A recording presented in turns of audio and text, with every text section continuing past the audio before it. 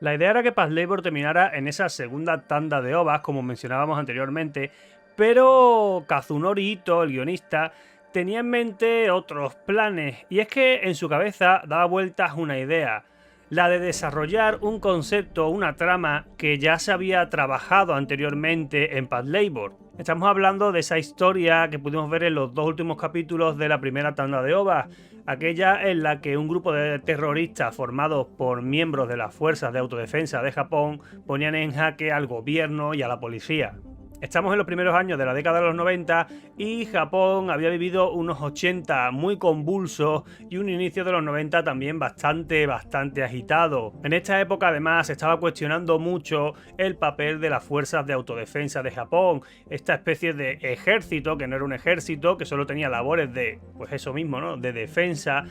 y que en esos primeros años de la década de los 90 había sido enviado a distintas misiones de paz, y en Japón pues se cuestionó mucho el papel, las funciones y cómo debían de actuar estas fuerzas que en teoría estaban simplemente creadas y constituidas para defender. Mamoru Oshii le propuso a Ito darle una vuelta de tuerca a ese concepto y crear una historia en la que algunos miembros de las fuerzas de autodefensa de Japón llevaban a cabo una serie de actos terroristas con una idea o con una intención política, con el objetivo de hacer reflexionar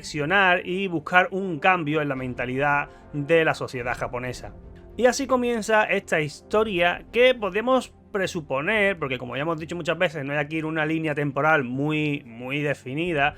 pues que ocurre tiempo después de los acontecimientos vistos en las anteriores entregas, puesto que la segunda división de vehículos mecánicos, o al menos a los personajes que nosotros conocíamos, pues se han visto desperdigados, ¿no? Cada uno está dedicándose a algo distinto a lo que hacía anteriormente. Ota entrena a los nuevos reclutas, Noah y Shinohara se encargan de testear nuevos labors que van a entrar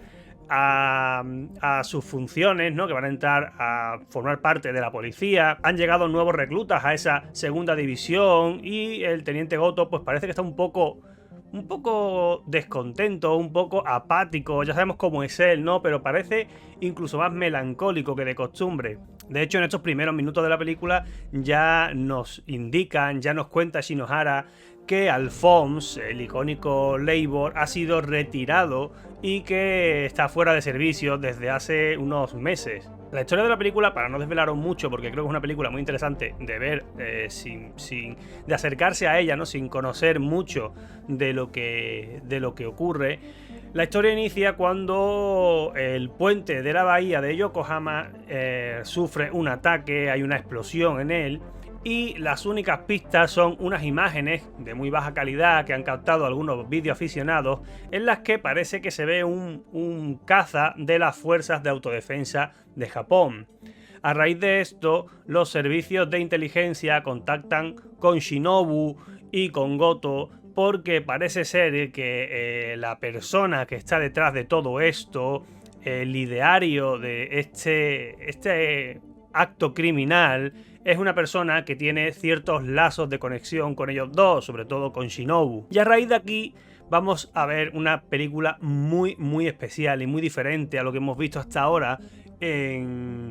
en Paz Labor, y de hecho muy diferente incluso a lo que se había estado haciendo en el mundo del anime hasta este momento. Paz Labor 2 fue una película revolucionaria que cambió en muchos sentidos la forma de hacer cine de animación en Japón, porque Mamoru Oshii creó aquí una película muy intimista, una película de ritmo pausado, que no lenta, una película de autor, nunca mejor dicho, en la que el director se recrea con silencios, con largos diálogos, con escenas estáticas. Una película en la que hay muy poquita acción. De hecho, la acción se reserva para los últimos 15 minutos de una película que dura casi 2 horas. Y una película, y esto es muy importante, en la que los labors prácticamente desaparecen, salvo estos primeros 5-10 minutos en los que vemos a lo que se dedican ahora mismo los miembros de la segunda división, y estos últimos 15 minutos de película en los que hay más acción. Durante el resto del tiempo los labors no hacen acto de aparición, Y de hecho, el resto de miembros de esta segunda división tampoco. La película se centra en Shinobu y Goto y esta investigación que se está llevando a cabo y en la que ellos colaboran. Y el resto de personajes solo van a aparecer al final de esta historia. De hecho, en un primer momento, y aunque con el tiempo esta película se ha vuelto una película de culto y para muchos es la más grande o la cota más alta a la que ha llegado Path Labor, en un inicio los fans se quejaron bastante y se vieron sorprendidos por la ausencia de estos personajes, de los personajes que tanto nos han gustado, a los que, bueno, que tanto nos han hecho reír y que aquí veíamos pues que prácticamente desaparecían y que además tenían un rol mucho más serio. Como digo, es una película pausada en la que Mamoru Oshii y el guionista Ito se recrean en aportar también su visión de Japón, de hacer su parte de crítica a la sociedad japonesa, a las instituciones, e incluso pues al papel de los ejércitos y la guerra en nuestra sociedad actual, ¿no? Que además es un tema que a día de hoy lamentablemente pues nos está pillando muy